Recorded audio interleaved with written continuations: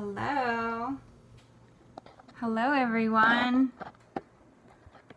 All right. When you sign on, let me know who you are and where you're from. Hopefully the chat box works better this time, because last time it wasn't working very well. Yeah, okay, there it comes. They're still kind of low on the page though. I can't really see, like, the bottom comment doesn't show up on my screen. I don't know if anyone else is having trouble with that too, but it's not really popping up. Like, I can see something there, but I can't read what it says. I don't know if that's my phone or there's a way to fix it. Oh, there we go. I fixed it. Okay, so that makes it easier. Welcome. Tell me who you are and where you're from as you come on. I feel like such a technical genius. I figured that out. It's so new to Periscope. This is my second one. And actually, two things I wanted to say. Lauren, yay! So glad you were able to make it on. Two things I wanted to correct myself on from the last Periscope was I was like getting so excited that I missaid two things. So one of the things that I said was that food is not realistic, but what I meant to say was that food is not moralistic, meaning that food is not good or bad. It's not something that we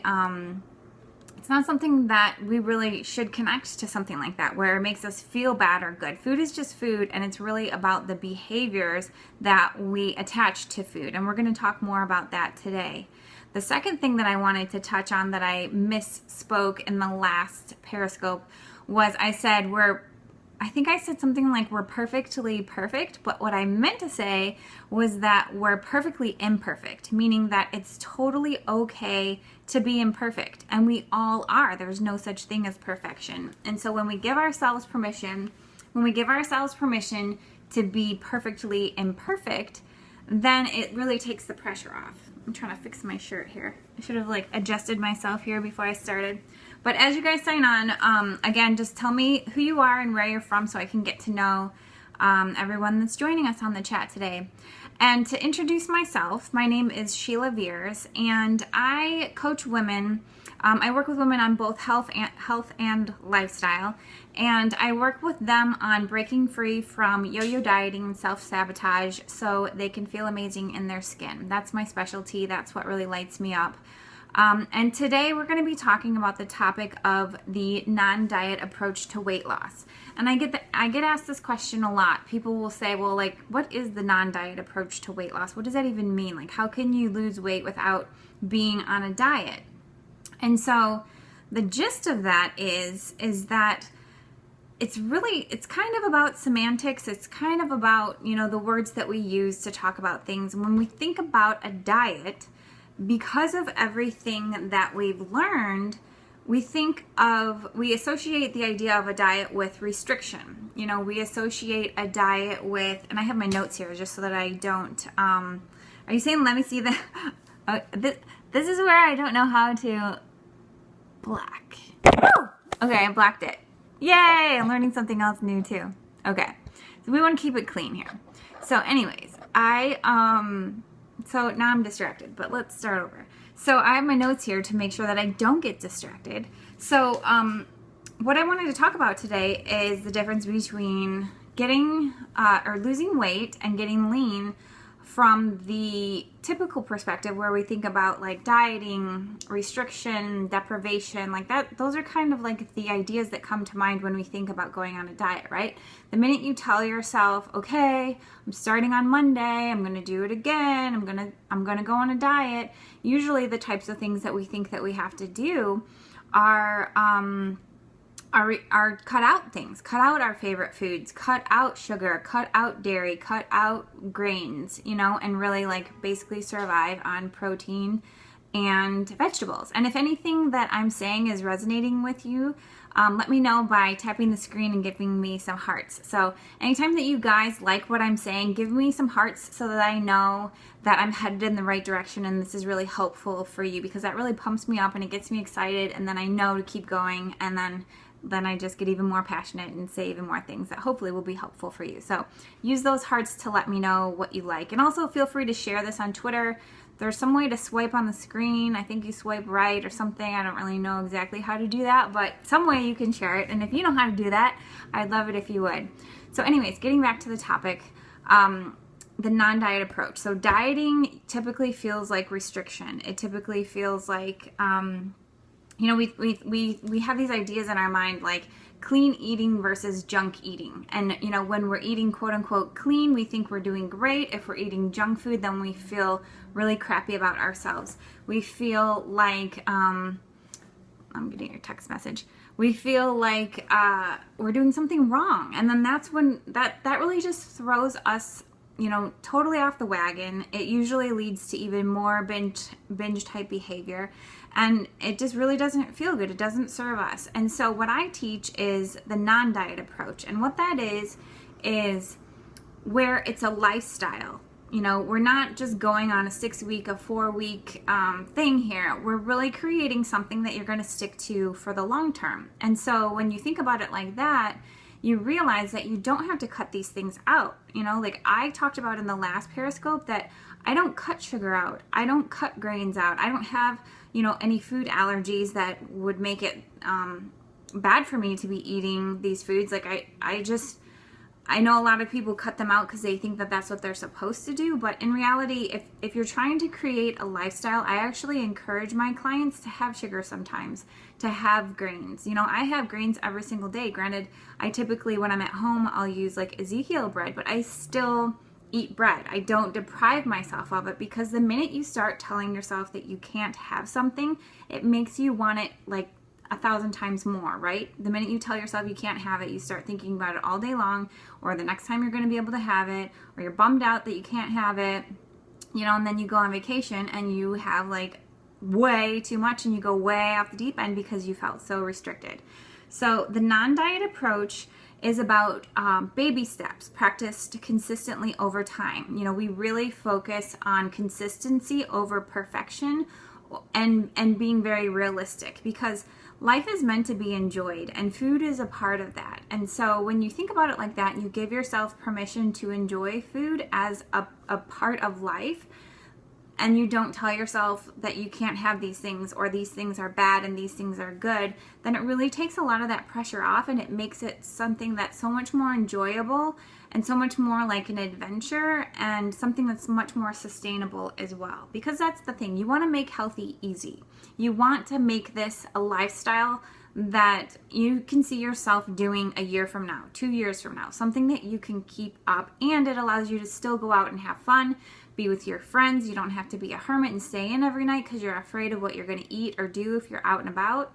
Does anyone relate to that, where whenever they're on a diet, they just don't ever go out with their friends? They don't ever do anything because they're afraid they're going to, like, you know, ruin it or do something wrong or something that they're going to regret. So today I want to give you three tips that will hopefully make this a lot easier for you. So if you want to create the non-diet lifestyle that's going to help you lean out and really achieve your dream body and your dream life, because you're getting to do those really fun things still, then these tips will make that a lot easier. So number one is to think about it as something that's all-inclusive, not exclusive. So, and what I mean by that is that you can eat anything you want. You can eat sugar, you can eat bread if you don't have allergies to gluten, you can eat dairy, but you're doing it in a way that still allows you to fuel and nourish your body first and foremost, and then you just don't sweat the rest. So for example, in my life, of course, like I still eat whole foods all the time. You know, I have salads, I have greens, I eat protein, I have really, you know, vitamin and mineral packed shakes. I take my vitamins. I've got my bases covered. And beyond that, if I want to go and have ice cream, if I want to have bread, I don't send the bread back when I go to a restaurant. I have a couple pieces. I let it be in front of me without freaking out because I'm afraid I'm going to like eat the whole basket. Like that is something that, again, that's where we're practicing these baby steps over time, where you're allowing yourself to go out in life and you're allowing yourself to have fun with food around, you know, and not feel deprived. You know, if you have an all-inclusive relationship and you tell yourself like, yes, I can have anything that I want, and today and right now I choose to do this, I choose to eat this because I know that either emotionally or physically that's going to help me feel really good. And when you can make the decision from that very conscious place, then you are only going to make good decisions that are positive and helpful for you. So, you know, that's really a big mindset thing where you are disconnecting from this idea of doing it wrong, and you give yourself permission to enjoy food without limitation, without restriction, but and focusing on, you know, like the 80-20 rule, where you eat foods that of course are going to fuel your body and give your body exactly what it needs to be able to trust you that you're nourishing it properly so that it can release the excess weight, so that it can release the excess water.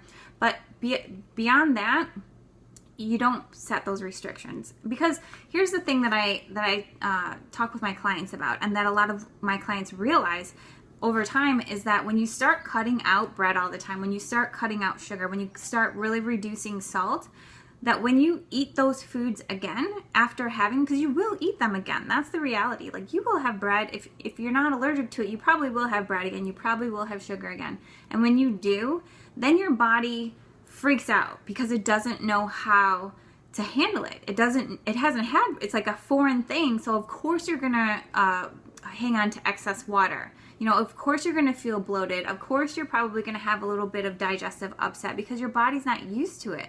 But if you give yourself these things on a regular basis in ways that are balanced and not excessive, then your body's going to know what to do with it. You feel me? Give me some hearts if that's something that feels like something you want to start practicing in your life.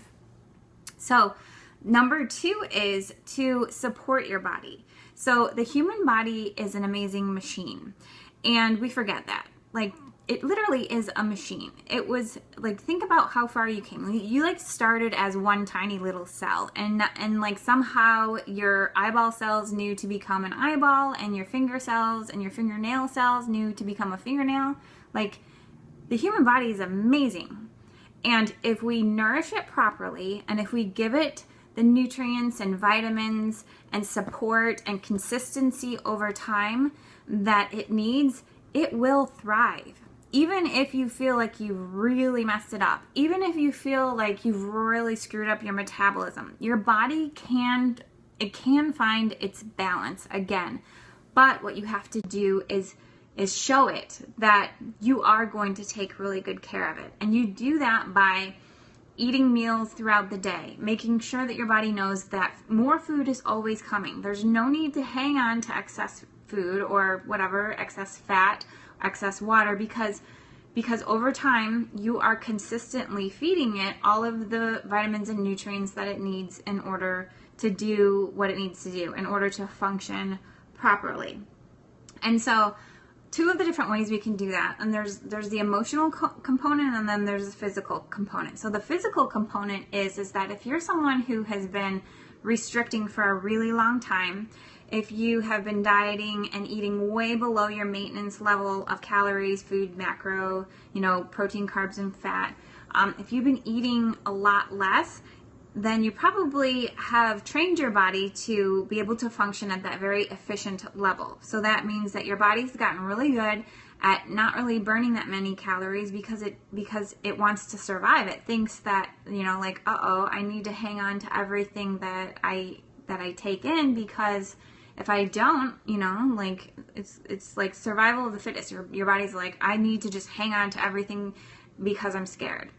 So one of the ways that you can start to like practice showing your body that you're going to feed it is through reverse dieting. And I'm not going to get into that here today. You can Google reverse dieting and look into that a little bit more. Lane Norton is a great resource on that. Also, Katie Ann Rutherford, you can Google her. She doesn't have a website, but she has a Facebook and an Instagram. She is amazing. So that's like the action-oriented way to start rebuilding your metabolic capacity and really showing your body that it can thrive. On the other side of the equation, that's the emotional side. And so the emotional side is what I focus on, and it's something that a lot of women really struggle with. We spend a lot of time in shame and resentment and really thinking very negative things when it comes to our body. And so what I teach my clients is how to really understand, and this is part of my story too, understanding the emotional connection between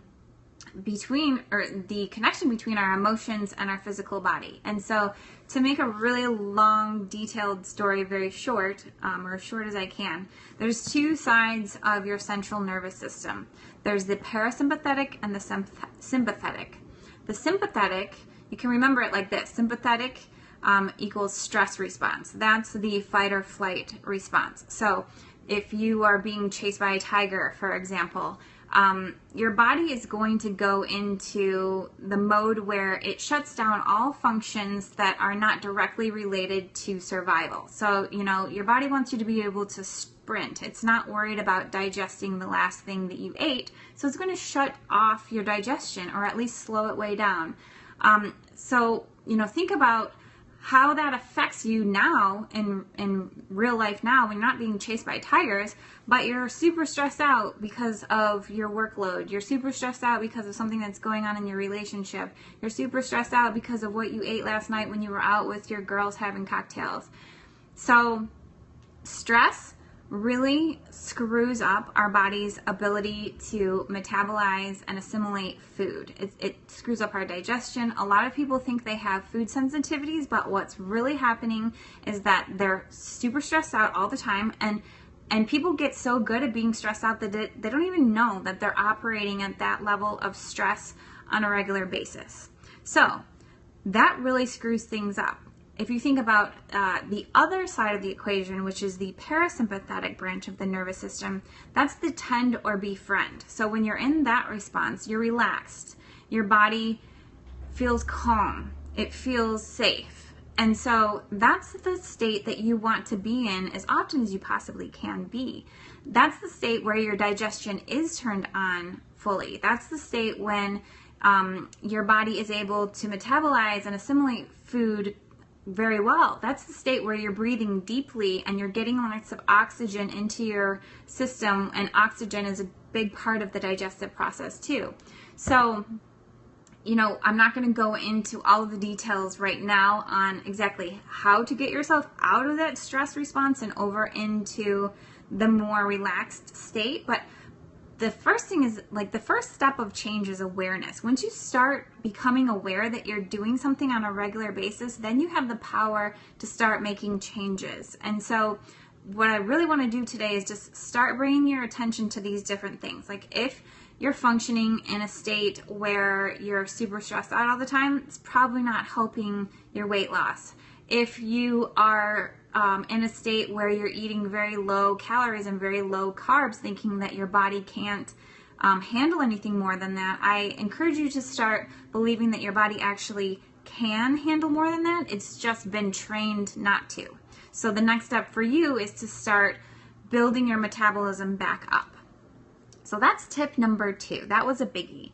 So now we're going to get into tip number 3, and that is, and again, for those that have just kind of signed on recently, I'm talking about the non-diet approach to weight loss. And so the third tip for practicing the non-diet approach to weight loss is to build a very big why. And so anytime in anything in life, whenever you are creating anything, whenever you have any sort of vision for anything, not just your body, but anything in life, if you have a really big why, like a really big reason that's driving you, you're going to be so much more successful and so much more able to sustain or maintain it for the long term if you're driving yourself from a very deep, visceral reason that's connected to your heart. Because when it comes to weight loss and dieting, it's not about the number on the scale. It's not about getting into your skinny jeans.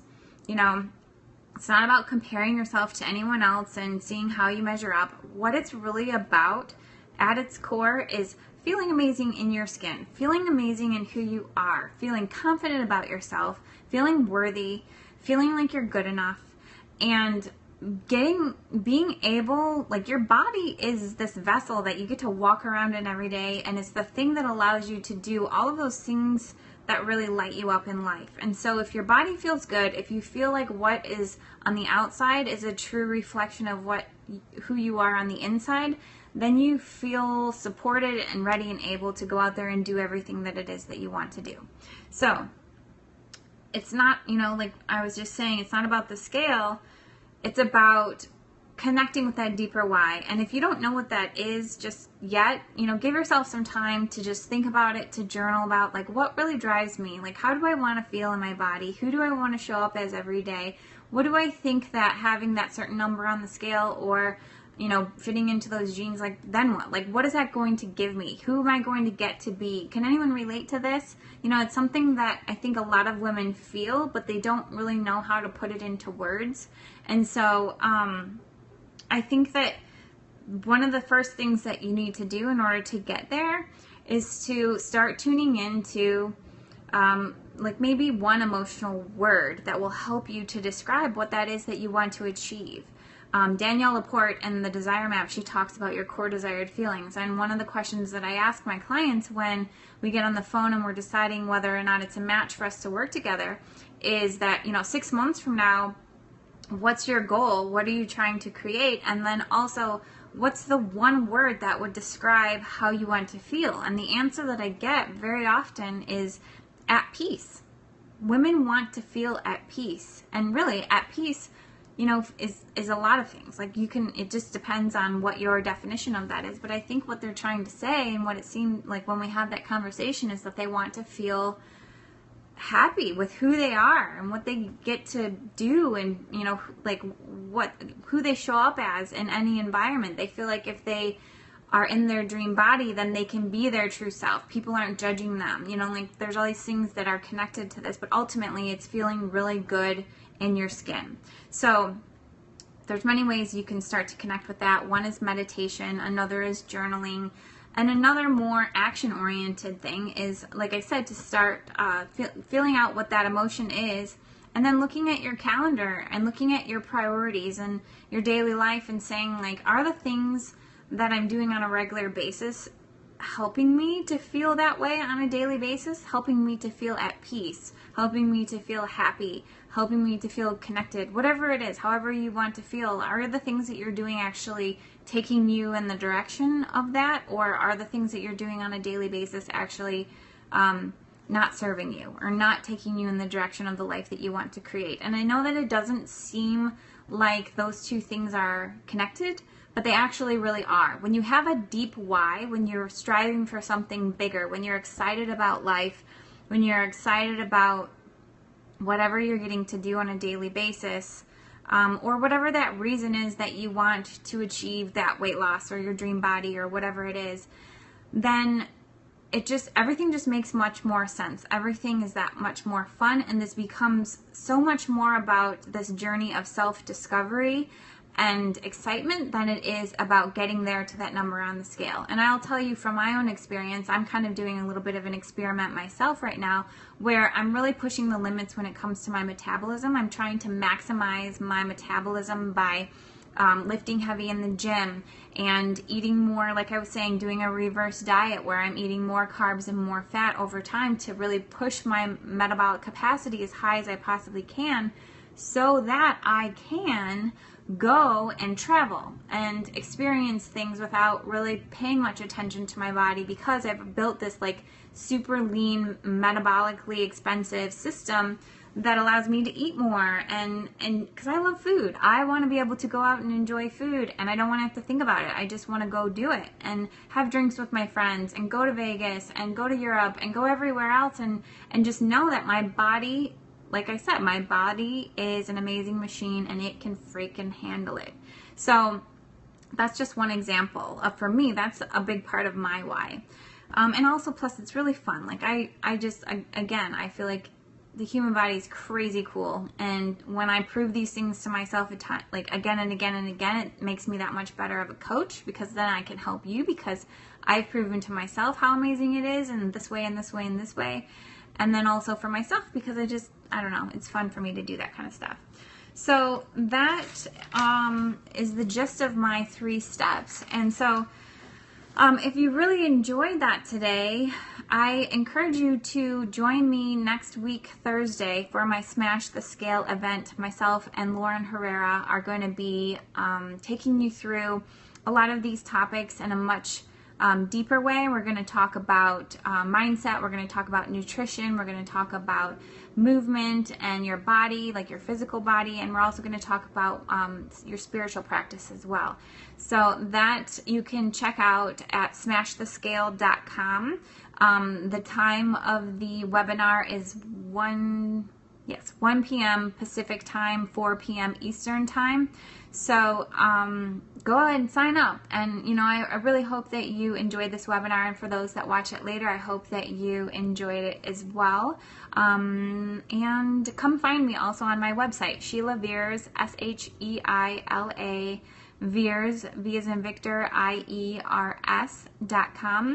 /free gift, and I will give you a little gift that basically takes a lot of what I talked about today, the non-diet approach to weight loss, and expands upon it, because it's a really big topic and I wanted to keep this short, so I didn't go into like huge amount of details. I definitely rambled a little bit, but hopefully that gave you at least the gist of it, and it gave you some tips to get started with today. And if you want more, those are some great places for you to go check out and get more information. So I will be doing this again next Tuesday at, I think it's, I'll have to check. Okay, so if you go to, it's either 1 o'clock, next Tuesday. Check it out next Tuesday. Follow me on Instagram. Again, Sheila Viers, SHEILAVIERS, and I'll be posting the details on what the time is next Tuesday. And next Thursday, I'll be doing another Periscope on a similar topic as well. So join me there. Tuesday is all about increasing your metabolic capacity through strength training. And I've got 3 exercises for you to make sure that you do, and that will help you. And then on Thursday, the topic is spirit. So again, thanks so much for joining me. I really appreciate you guys. Tell your friends if you enjoyed this. Let them know to follow me as well. And I will talk to you soon. Bye.